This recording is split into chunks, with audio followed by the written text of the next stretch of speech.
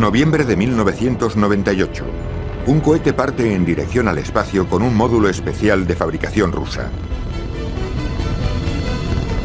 2 semanas después, el transbordador Endeavour despega con un módulo estadounidense. 6 de diciembre de 1998. El transbordador alcanza al módulo ruso en el espacio y conecta los 2 módulos. Por fin, la Estación Espacial Internacional se convierte en realidad. En los próximos años, la estación espacial seguirá creciendo hasta adquirir un peso de más de 450 toneladas. Se trata del esfuerzo cooperativo más destacado en tiempos de paz de toda la historia. Más de 20 países, entre ellos Japón, Rusia, Brasil, Canadá y Estados Unidos, se han unido para conseguir un mismo objetivo: construir la primera estación espacial internacional y garantizar así la presencia del ser humano en el espacio. Todos los países contribuyen con tecnología y recursos, pero la mayor parte de la maquinaria proviene de Estados Unidos y Rusia, antaño desavenidos históricamente. En 1984, el presidente Ronald Reagan anunciaba el nacimiento de la Estación Espacial Internacional. Esta noche daré órdenes a la NASA para que desarrolle una estación espacial para una tripulación permanente en el plazo de una década. Diversos contratiempos, los recortes de presupuesto y los cambios en el diseño impidieron cumplir con aquel plazo. Sin embargo, a pesar de su nuevo diseño y de ser más reducida, la estación actual mantiene el objetivo inicial, la investigación. El núcleo de la estación estará formado por 6 laboratorios de investigación internacionales. Los científicos experimentarán en el espacio para beneficiar a los que habitan en la Tierra, especialmente en los ámbitos de la medicina y la metalurgia. Para contribuir a dicha investigación, la estación constará de módulos de servicio, control y alojamiento, provistos de sistemas de supervivencia, navegación, comunicación y propulsión. Obtendrá su energía a partir de paneles solares de 110 por 90 metros y requerirá para su construcción de 46 lanzamientos más que llevarán hasta allí equipamiento y provisiones.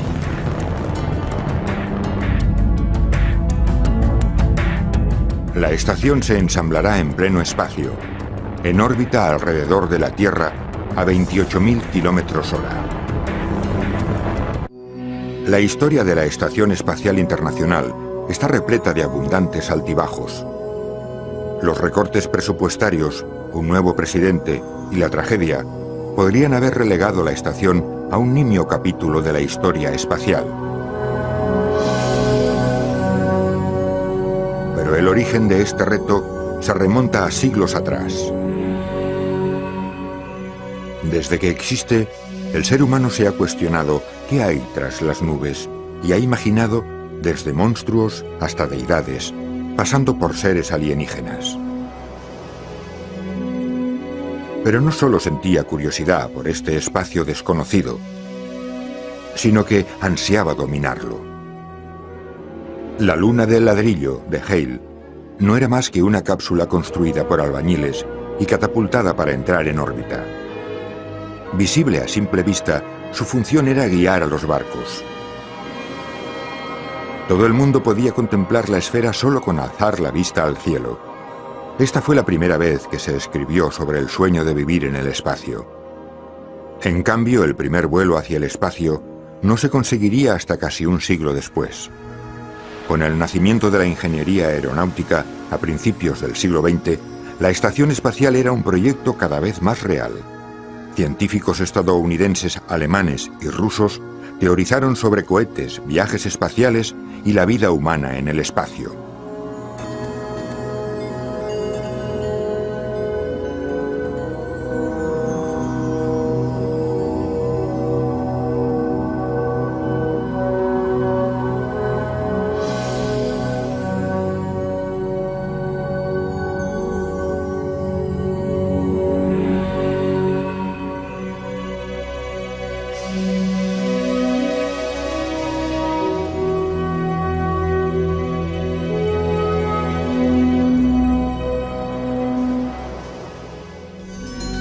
Mediante la rotación de una gran nave, la fuerza centrífuga creaba una sensación de gravedad. Al igual que muchos colegas, Nordum consideraba que la gravedad era esencial para un vuelo espacial de larga duración.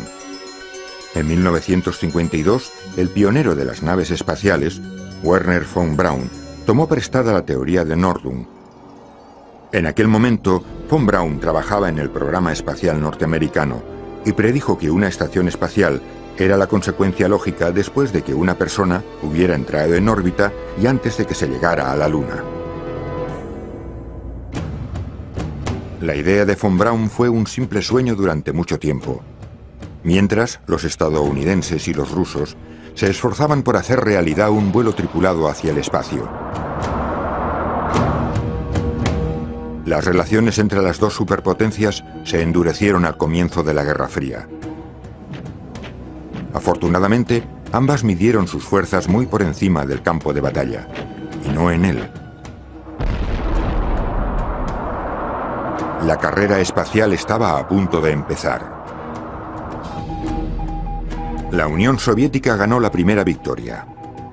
En 1957, la preocupación cundió entre los estadounidenses al ver el éxito del lanzamiento y puesta en órbita del primer satélite, Sputnik. Entonces los norteamericanos se percataron de que su enemigo no solo tenía la bomba nuclear, sino que podía utilizarla, ya que su cohete podía apuntar perfectamente a Estados Unidos.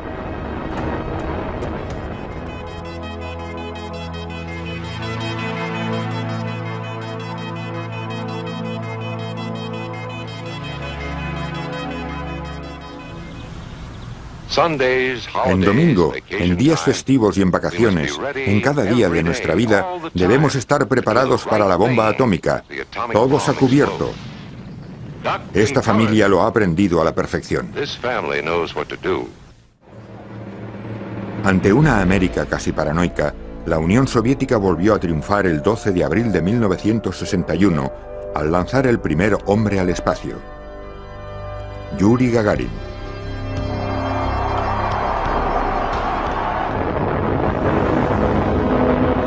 A pesar del éxito de algunos lanzamientos norteamericanos, los fracasos desalentaron aún más, si cabe, a la sociedad americana. El presidente Kennedy necesitaba levantar los ánimos de sus ciudadanos y demostrar la superioridad de su país.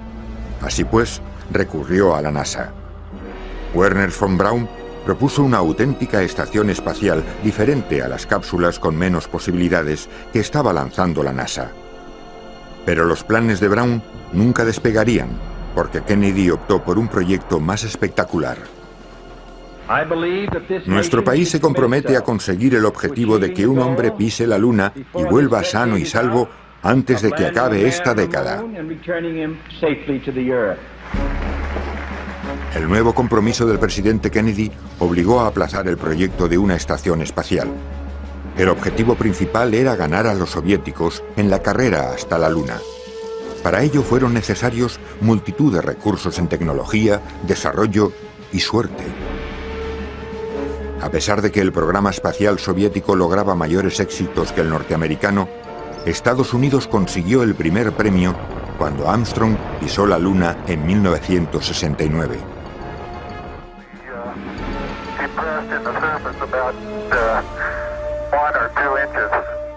La promesa de Kennedy se había cumplido.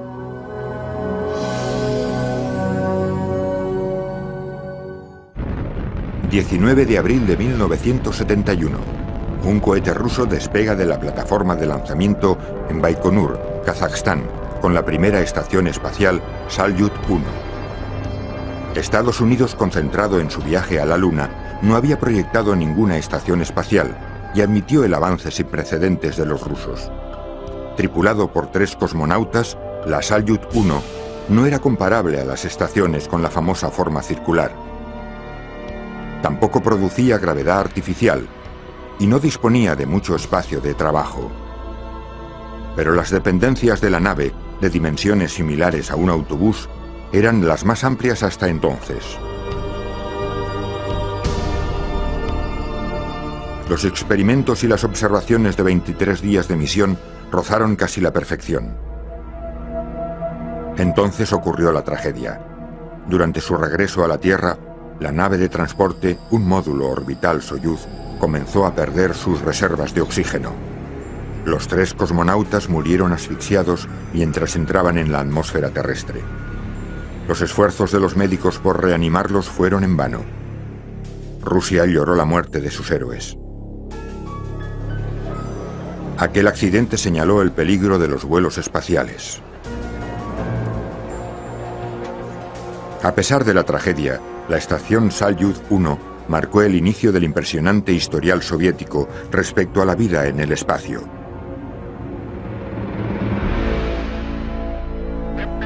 Pero los norteamericanos les pisaban los talones.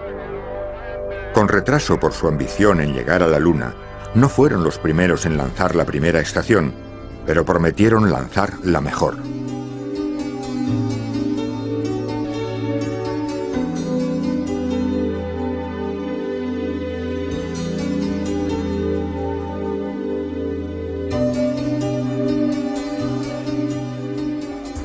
Con 35 metros de longitud, la estación norteamericana albergaba dependencias habitables, telescopios y laboratorio científico, y superó con creces a la soviética en dimensiones y sofisticación. 8. Ignición. Empieza la cuenta atrás. El 14 de mayo de 1973, 2 años después del lanzamiento de la Salyut, el Skylab despegaba sin tripulación sobre el cohete Saturno V. El despegue fue magnífico, pero pronto surgieron los problemas. Durante el lanzamiento se desprendió un escudo antimeteoritos que servía para proteger la estación. En la torre de control cundió el pánico entre los ingenieros que contemplaban el peligroso ascenso de las temperaturas en el interior de la nave.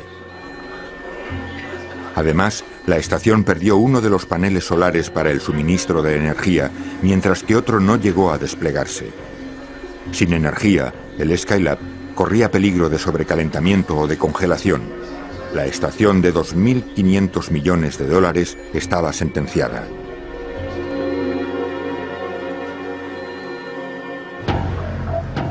Los ingenieros de la NASA trabajaron día y noche para encontrar una solución. Se planeó el lanzamiento de una tripulación que se uniera a la estación, pero fue aplazado. Tras 10 días de entrenamiento intenso, los astronautas Charles Conrad, Joseph Kerwin y Paul Weitz fueron puestos en órbita y posicionaron su cápsula, el Apolo, para acoplarse a la malograda estación.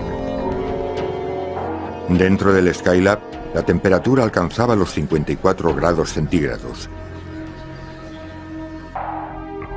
Después de una serie de peligrosos paseos espaciales, lograron desplegar los paneles y el escudo solar.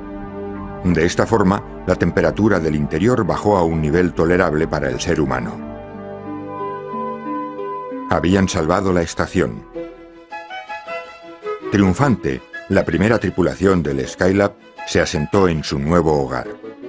Los astronautas pudieron disfrutar de increíbles sensaciones para los que les contemplaban desde la Tierra. Además de fomentar la diversión cósmica, aquel entorno casi ingrávido permitió estudiar materiales en circunstancias únicas.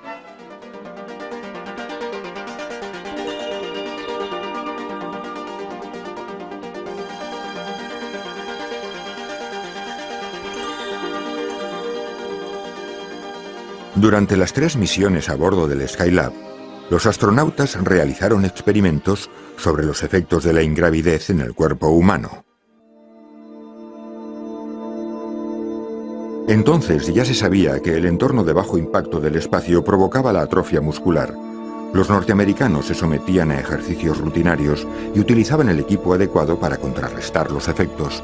Los rusos también habían desarrollado equipos para hacer ejercicio durante los largos periodos de estancia en una estación espacial.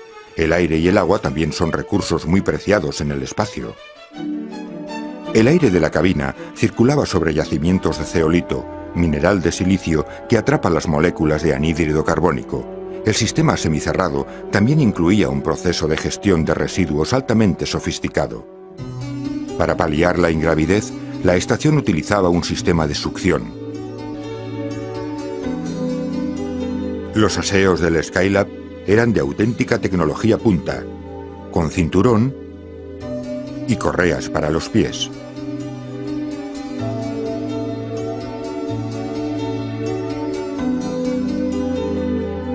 Las excreciones corporales se almacenaban automáticamente, se separaban y se empaquetaban para ser analizadas en la Tierra.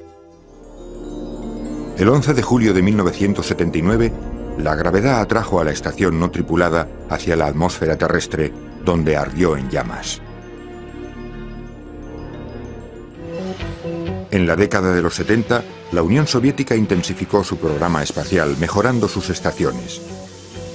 Mientras, Estados Unidos planeaba construir una estación aún más impresionante que el Skylab. Pero antes, la NASA dio un paso intermedio, el transbordador espacial.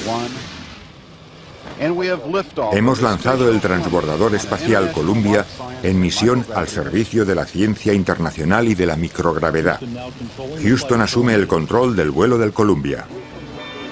El transbordador ofrecía un entorno para la investigación similar al de la estación espacial. A bordo de él, los astronautas realizaron experimentos con plantas, animales, insectos e incluso fuego. A pesar de los excepcionales resultados de las investigaciones, el transbordador tenía sus desventajas. Sus dimensiones eran relativamente reducidas y los sistemas de la nave no estaban diseñados para resistir largos periodos en el espacio. El transbordador debía cubrir las mismas necesidades básicas que una estación, pero al ser menos espacioso, solo podía transportar víveres y combustible para sobrevivir 2 semanas. A pesar de todo, la NASA convirtió el transbordador en un vehículo multifuncional, aunque sus proyectos irían aún más allá. El 25 de enero de 1984 llegó la esperada noticia que se remontaba a los orígenes de la NASA, cuando von Braun y otros científicos soñaban con una plataforma espacial de capacidad superior. Esta noche daré órdenes a la NASA para que desarrolle una estación espacial para una tripulación permanente en el plazo de una década. Para ello agradeceremos la ayuda de los amigos que quieran unirse a este reto compartiendo los beneficios. La NASA invita a otros países a reforzar la paz, fomentar la prosperidad y extender la libertad entre aquellos que apoyen nuestros objetivos. Con reminiscencias del atrevido discurso de Kennedy, Reagan apoyó el proyecto de una estación espacial internacional que se llamaría Libertad. Gracias al esfuerzo cooperativo, la plataforma prometía ser de una potencia y unas dimensiones nunca vistas. Pero a los soviéticos no les interesaba participar. Tenían otros planes más inmediatos. En febrero de 1986, una estación espacial rusa de nueva generación entró en órbita. Era la Mir. Mir significa paz en ruso. La estación era ampliable, y aquello fue una prestación sin precedentes. En los años siguientes, los rusos lanzaron módulos adicionales para aumentar el volumen de la estación, que llegó a alcanzar las 120 toneladas. Estos módulos se acoplaban de forma automática. Los rusos se desplazaban de tierra firme a la estación en las cápsulas Soyuz que habían estado utilizando durante los últimos 15 años. Una vez se acoplaban, las cápsulas servían de nave espacial en caso de emergencia. Los suministros llegaban por separado en naves de suministro Progress, no tripuladas.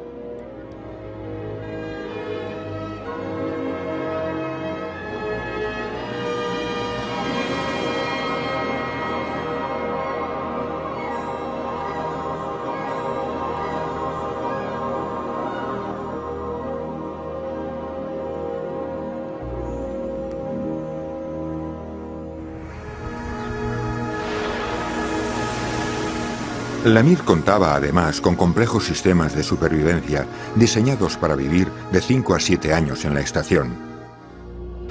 Sin embargo, la maquinaria era muy simple.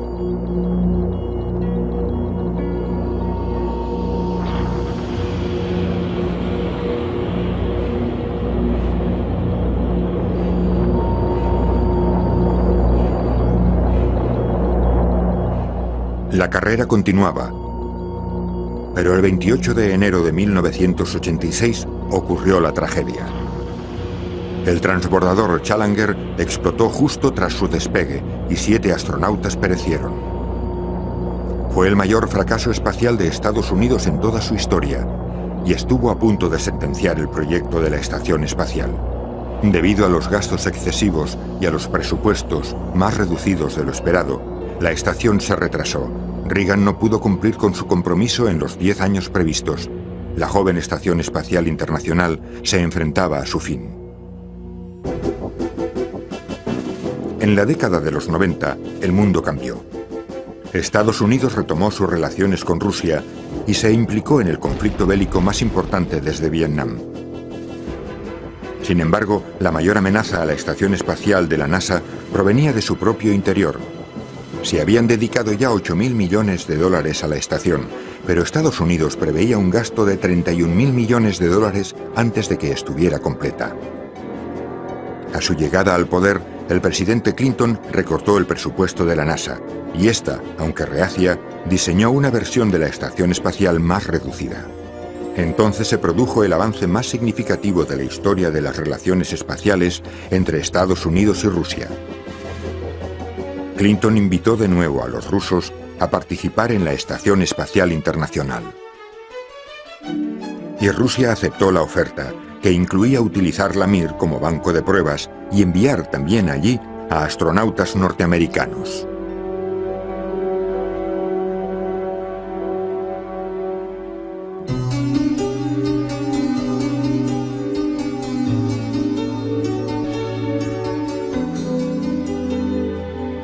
Norman Taggart fue el primero y volvió a la Tierra tras haber batido un récord de resistencia americano. Siguiendo el modelo del hito de Taggart, la astronauta Shannon Lucid fue noticia tras 4 meses en el espacio. El regreso de su transbordador fue retrasado. El viaje de Lucid a bordo de la Mir duró 6 meses, un nuevo récord de resistencia americano. Lucid solo deseaba llegar a casa para Navidad, y su deseo le fue concedido. La sociedad norteamericana y su presidente la recibieron con los brazos abiertos y con un paquete de M&M's, su dulce favorito. Al poco tiempo de regresar, Lucid ya ansiaba volver al espacio de nuevo. Los siguientes astronautas que habitarían en la Mir no tendrían la misma buena experiencia que ella. John Blaha y Jerry Leninger vivieron una angustiosa estancia por culpa del aislamiento espacial, de los fallos habituales del sistema y de las desavenencias entre los miembros de la tripulación.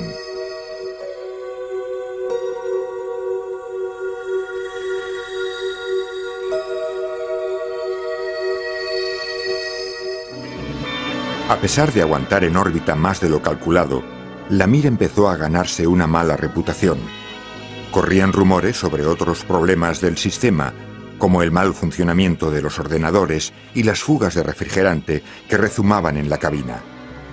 Jerry Leninger volvió a la Tierra tras 132 días en el espacio y sugirió a la NASA que revisara el programa de colaboración. Sin embargo, la NASA, confiada en el programa y en la integridad de la Mir, envió el cuarto astronauta, Mike Hall.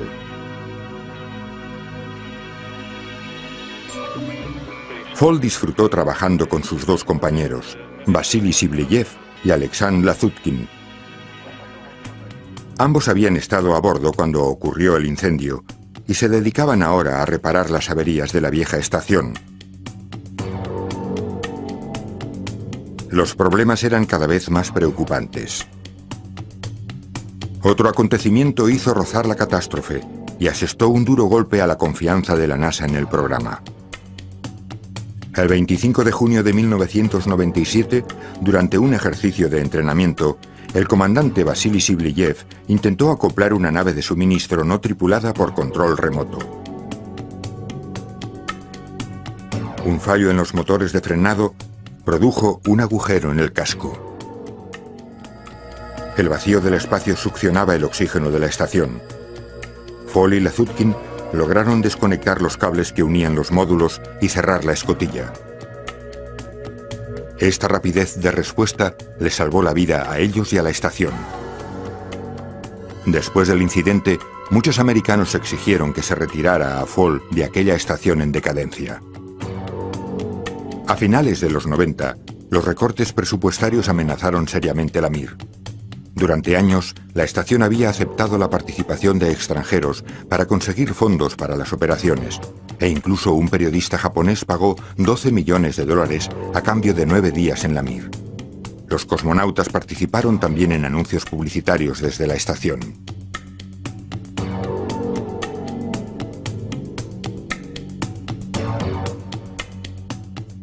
Por fin, en 1999, Rusia hizo públicos sus planes para dejar fuera de servicio la estación que ya cumplía 13 años. La Mir murió de la misma forma que el Skylab, desintegrándose al entrar en contacto con la atmósfera terrestre. Fue todo un éxito. Ahora el futuro espacial de Rusia se centra en la Estación Espacial Internacional.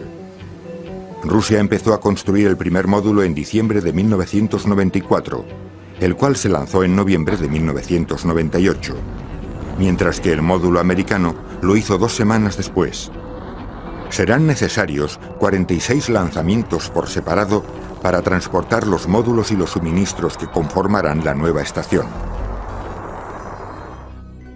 Para acoplar los módulos adicionales, se emplea el sistema ruso Kursk de acoplamiento automático y el brazo robótico del transbordador. Pero además, la estación requiere, en gran medida, de operaciones manuales para conexiones de cables y ajuste de tornillos.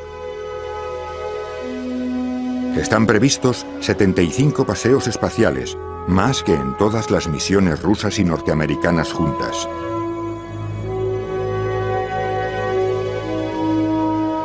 La estación tiene un aspecto modular muy semejante a la Mir, pero con varias mejoras.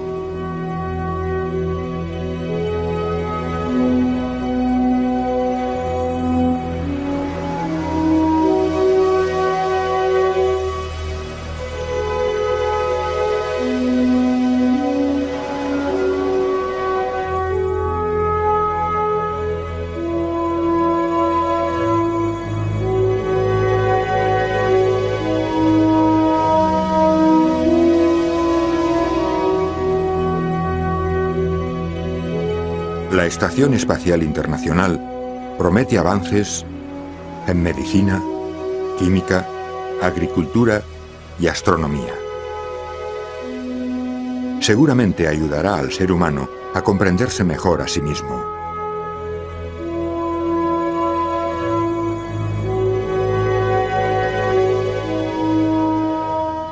En 1869, Edward Everett Hale profetizó que una estación espacial serviría de ayuda a la navegación espacial. Ahora, la Estación Espacial Internacional podría ser la luna de ladrillo de la que hablaba el escritor.